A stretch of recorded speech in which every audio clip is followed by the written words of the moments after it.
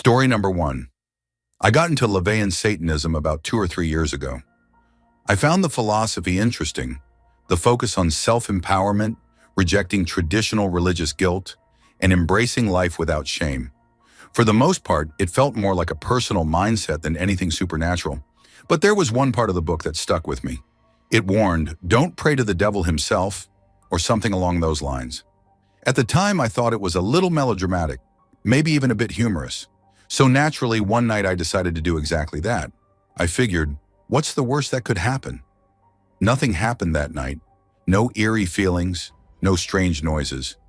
Just the silence I'd expected. I went to bed feeling a little silly about it, convinced that I had proven the whole thing was just for show.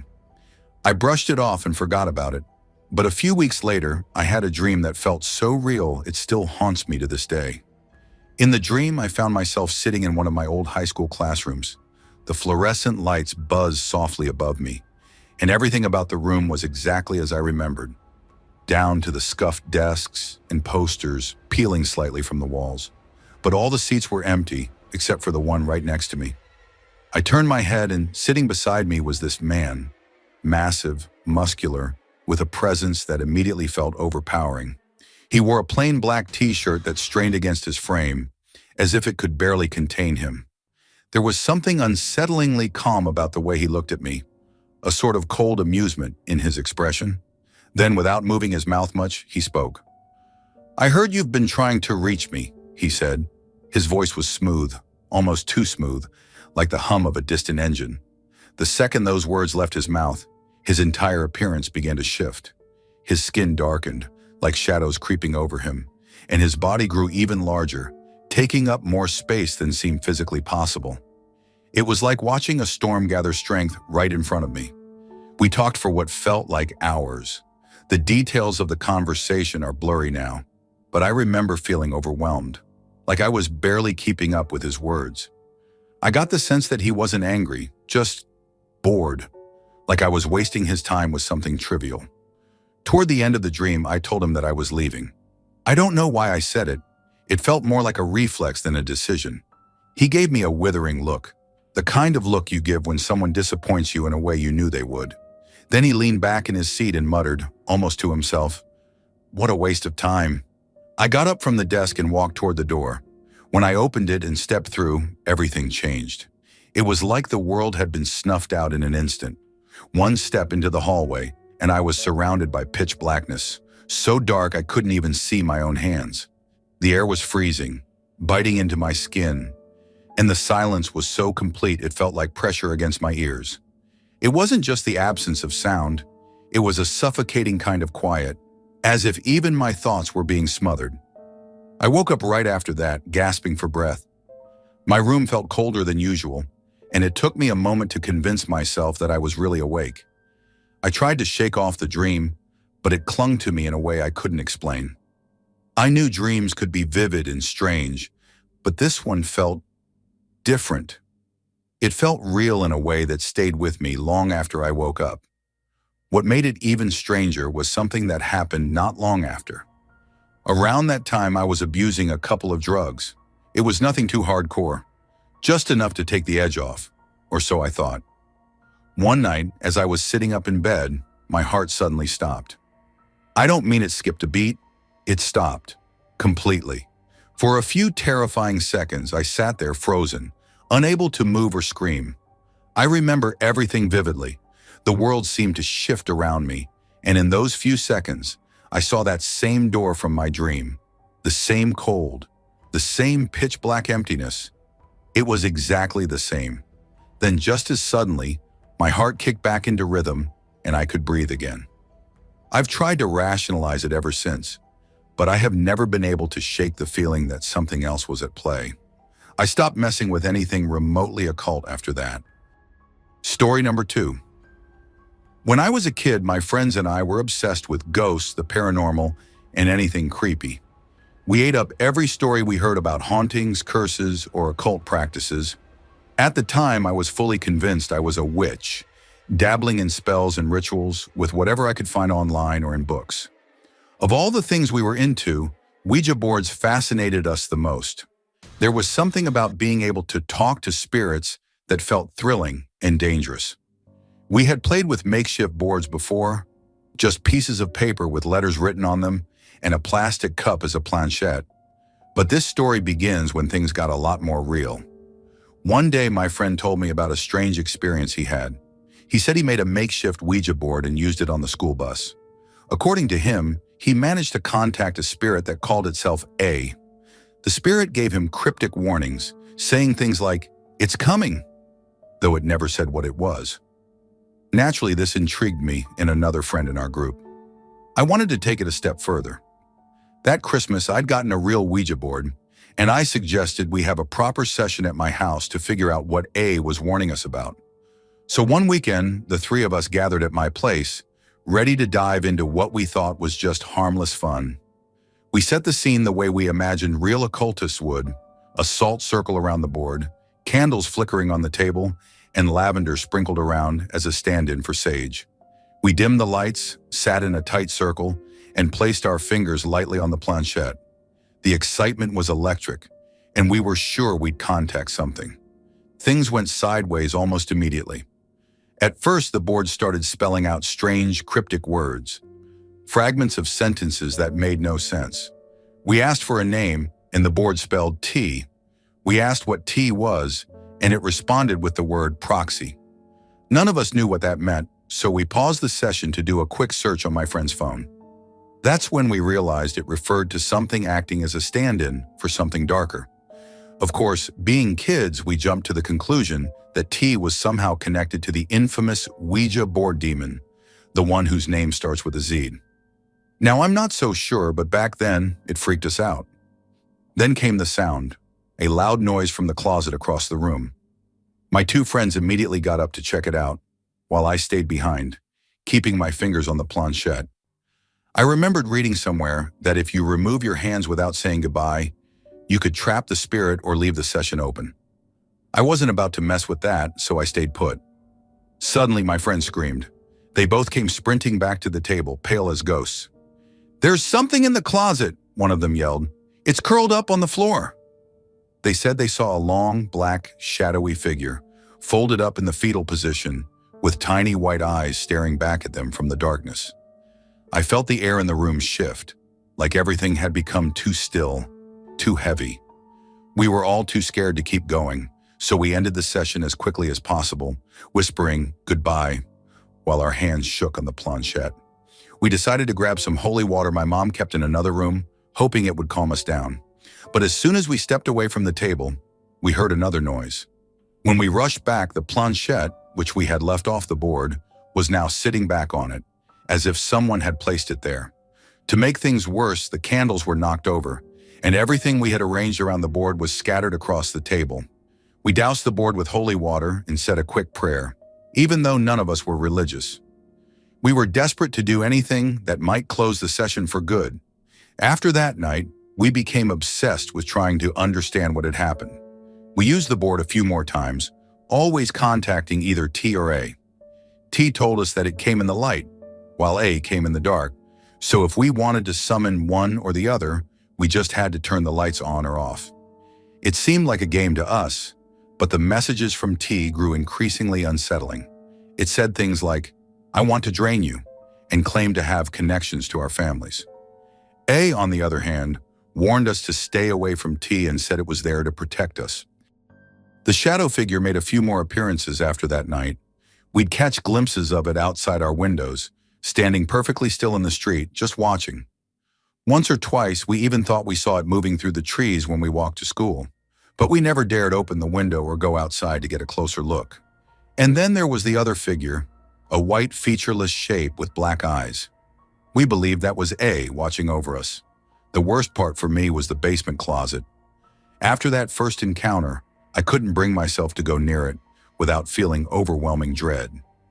Every time I had to go down there, it felt like the walls were closing in and the air grew thick and suffocating. It was like whatever we had invited into the house had nested in that closet, waiting. Eventually, we decided enough was enough. We told our parents what had happened, at least the parts we thought they'd believe, and they agreed to have the house smudged. A family friend came over, burned sage in every corner, instead of blessing. After that, the sightings stopped and the strange feeling lifted from the house. Years later, I became a proper Wiccan, and I've made a promise to myself I will never touch a Ouija board again. Story number 3. I'm not a religious person. I've never believed in much beyond just trying to be decent and putting positive energy into the world. If anything, I've always been pretty skeptical when it comes to anything supernatural. Spirits, demons, gods, you name it. I always told myself those things didn't exist, that they were just stories people made up to explain what they didn't understand. But this experience, it still makes me question everything. Even now, I want to believe it was just some elaborate prank, though deep down I know it wasn't. I've only ever told this story to my brother because it still freaks me out to this day. When I was in high school, I dated a guy who, to put it bluntly, was a total asshole. He was manipulative, mean, and the relationship was toxic from the start. Near the end of our time together, he got really into Satanism. Not the edgy, satanic temple kind that's all about freedom and human rights. This was more like a twisted obsession with dark rituals, curses, and the occult. I didn't take it seriously at all, and honestly, I thought it was just another one of his attempts to seem intimidating. I figured he was just being dramatic, the way he always was. One night we were on the phone. This was back before everyone had cell phones. And in the middle of the conversation, he got this weird tone in his voice. Out of nowhere, he told me that he was going to send something to visit me that night. I rolled my eyes, thinking, yeah, right. He was the kind of guy who liked to mess with people's heads, and I assumed this was just another one of his stunts to get under my skin. I even laughed it off, saying, sure, whatever. We hung up, and I went to bed like any other night. I didn't think twice about his weird comment, just shrugged it off and fell asleep. But a few hours later, I woke up with the worst stomach cramps I've ever had in my life. It felt like someone was wringing my insides out, twisting my stomach into knots. I tossed and turned, trying to sleep through it, but the pain was unbearable. Every time I tried to settle back down and drift off, the cramps would come back in full force, like they were pulling me back to consciousness. At one point, I gave in and sat up in bed, and just like that, the pain stopped. I blinked in confusion. How could it just disappear the moment I sat up? I chalked it up to something I ate and lay back down, trying to convince myself it was nothing. But then I heard it, a whisper, soft and low, right in my ear. Hey! The voice sounded like it was coming from right beside me, like someone was leaning down and speaking directly into my ear. I shot up, my heart racing, and looked around the room. Nothing. I was alone. I tried to shake it off, telling myself I must have imagined it in the haze of waking up. But as soon as I closed my eyes again and started drifting off, the cramps came roaring back, even worse than before. Then I heard the voice again, closer this time, almost urgent. Wake up! It was the same whisper, the same man's voice, like he was hovering right over me. I bolted upright, gasping for air, and just like before, the pain stopped. My skin was crawling. Every instinct in my body was screaming that something was wrong. Really, really wrong. I sat there frozen in my bed, trying to make sense of what was happening. I kept telling myself it was just my mind playing tricks on me, but I couldn't shake the feeling that there was someone or something right there with me in the room. I pulled the covers over my head like a little kid, hoping that if I just hid, whatever was happening would stop. For a moment, everything was quiet, and I thought maybe it was over. I stayed perfectly still, my heart pounding in my chest, waiting for the silence to lull me back to sleep. Then out of nowhere, I heard it, tapping. It started softly at first, like someone lightly drumming their fingers on the furniture. Then the taps got louder and more erratic, as if someone was walking through my room, randomly smacking things as they went. It wasn't just the sound that terrified me. It was the way it felt, like there was someone moving through my space, messing with my things, but I couldn't see them. That was it for me. I couldn't take it anymore. I ripped the blankets off, threw myself out of bed, and bolted for the door. I didn't even bother looking around. I just knew I had to get out. I flung the door open and ran down the hallway, my feet barely touching the floor. I don't think I stopped running until I was in the living room with every light in the house turned on. I sat on the couch, breathing hard, my heart slamming in my chest, trying to convince myself that it was all just a dream. But I knew it wasn't. I had been awake, fully, terrifyingly awake. The next morning, I told my brother what had happened. He listened quietly, nodding, and didn't laugh or call me crazy like I'd expected. I could tell he believed me, which was somehow even more unsettling. To this day, I don't know what that night was about, or if my ex-boyfriend's creepy little gift actually had something to do with it. Story number 4. When I was in high school, I suddenly started having intense nightmares and sleep paralysis out of nowhere. I wasn't going through anything stressful, and life was pretty normal at the time. It didn't make sense. Nothing seemed to trigger it. I wasn't easily scared either. I grew up watching all kinds of horror movies, and I usually slept in complete darkness with my door shut. But these nightmares were different, something far beyond what I was used to. Almost every night I'd wake up in the middle of a sleep paralysis episode. One night I thought my room was on fire. I could feel the heat and see the flames licking the walls, but I was completely frozen, unable to move or even scream. On another night, I saw bats swarming above my bed, their wings thrashing wildly, the sound of their fluttering echoing in my ears. The worst moments, though, were when a dark figure hovered right over me, pinning me down. I couldn't breathe. It felt like my chest was being crushed under its weight, and all I could do was lay there in helpless silence, trapped between sleep and waking. But the strange things didn't stop when I woke up. My speakers, completely switched off, would sometimes emit these weird, high-pitched frequencies, like a pulse trying to push through. Objects in my room would tumble off shelves with no explanation. It wasn't just one or two things falling off. Entire shelves were getting cleared, as if something had deliberately swept everything to the floor. I couldn't sleep in my room anymore. Night after night, I found myself creeping into the living room, dragging a blanket behind me, and curling up on the couch with the TV on. My mom would find me there every morning, staring groggily at the news or cartoons playing on a low volume. She didn't push me for an explanation. She just let me be, giving me space to figure things out. And then, just like that, everything stopped. The nightmares vanished. No more sleep paralysis, no more noises, no more random objects falling from the shelves. It felt like the haunting had just lifted overnight. One morning, after realizing I had finally slept through the night without incident, I mentioned to my mom how everything seemed to be back to normal. That's when she admitted something that I wasn't expecting. She told me she had gone to see a priestess about everything I'd been experiencing. I wasn't surprised she'd reached out for help.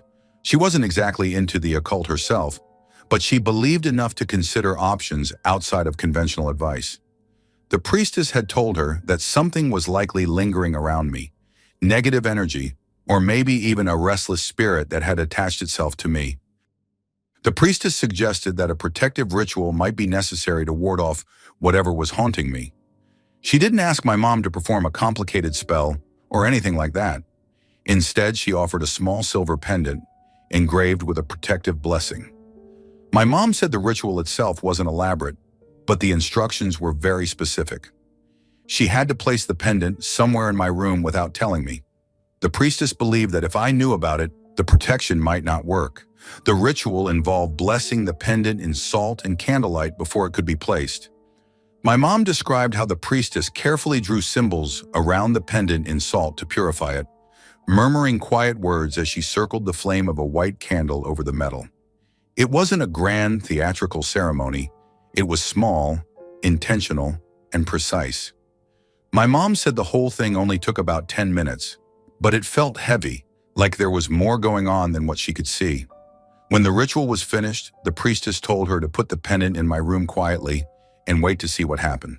She warned that it might take some time for the energy to shift, but that I'd notice the change when it did. My mom tucked the pendant somewhere among my things. She wouldn't even tell me exactly where, and hoped it would work. It turns out it did. From the moment that pendant entered my room, everything stopped. The nightmares disappeared, the strange noises never came back, and nothing ever fell from my shelves again. I slept soundly for the first time in what felt like forever, and the suffocating weight of sleep paralysis never returned. Story number 5. When I was in high school, I got into witchcraft for a while. At the time, I thought of myself as a white witch, or at least I was trying to be. I wasn't exactly sure what I was doing most of the time, but I threw myself into it, fascinated by the idea of spells, rituals, and tarot cards. Out of everything, the tarot cards really drew me in. I loved the idea of being able to understand the unseen or predict events, even though I didn't know much about how to properly use them. Being a dumb teenager, I didn't treat the cards the way they were meant to be used. Instead of seeing them as tools to reflect my own subconscious, I treated them like they had a mind of their own, like they were some kind of entity. I'd sit in my room, shuffling and laying out the cards, and I'd talk to them as if they were a person. I'd ask them questions and expect real answers, as if the cards themselves were listening to me. But no matter how much I practiced, I never got good readings from them. Every answer seemed off, vague, ominous, or just wrong in ways that unsettled me. It was frustrating, but I kept going, convinced that if I kept practicing, I'd eventually get the hang of it. What I didn't realize at the time was that something felt different around the house after I started using the cards. At first it was subtle, just a weird sensation now and then, like I was being watched. I'd feel it when I was alone in my room, especially late at night. The feeling was hard to pin down, like a shadow lurking just at the edge of my awareness. But as the weeks went on, it got worse. I started feeling like I wasn't alone even when I clearly was. Sometimes it felt like something was following me around the house, like a presence trailing just behind me wherever I went. The worst of it always came at night. I'd get into bed, pull the covers over me, and suddenly feel like something was waiting in my closet. It didn't matter if the door was open or closed. The feeling was the same. I'd lie there, heart pounding, too afraid to move or even breathe too loudly. My room would feel heavier, like the air itself was thick with anxiety. No matter how much I tried to shake it off, I couldn't get rid of the sense that something was there, watching me. Over time, the feeling got worse and worse, building like a weight pressing down on my chest. I started losing sleep, lying awake for hours every night with my heart racing. Even when I wasn't in my room, the presence felt like it was with me. It would follow me from room to room, and every time I tried to convince myself it was just my imagination, the dread would come rushing back, sharper than before. Eventually, I stopped practicing altogether. I put the tarot cards and crystals away, hoping that stepping back from it all would make the feeling go away. But it didn't. For months after I stopped, the presence still lingered. It was like whatever I had invited in wasn't ready to leave, even though I wanted nothing more to do with it. It took a long time, months, maybe more, before the feeling started to fade. It wasn't like it suddenly disappeared one day. It just gradually became less intense. I stopped feeling like I was constantly being followed, and the suffocating anxiety in my room started to ease. But even when it mostly faded, it never completely went away. One day after the worst of it was behind me, I decided to go looking for my tarot cards and crystals. I figured I'd put them in a drawer or box somewhere and just forgotten where. But no matter how hard I searched, I couldn't find them. I tore my room apart, looked in every nook and cranny where I might have stashed them, but they were gone. I even asked my parents if they had moved or thrown them out, but they insisted they hadn't touched them. I can't explain it, but it's hard not to connect the dots between the cards, the presence, and their sudden disappearance. Thanks for watching. Don't leave before leaving a like to this video. Also hit the subscribe button to support my work. And as always, have a horrific nightmare, my dear.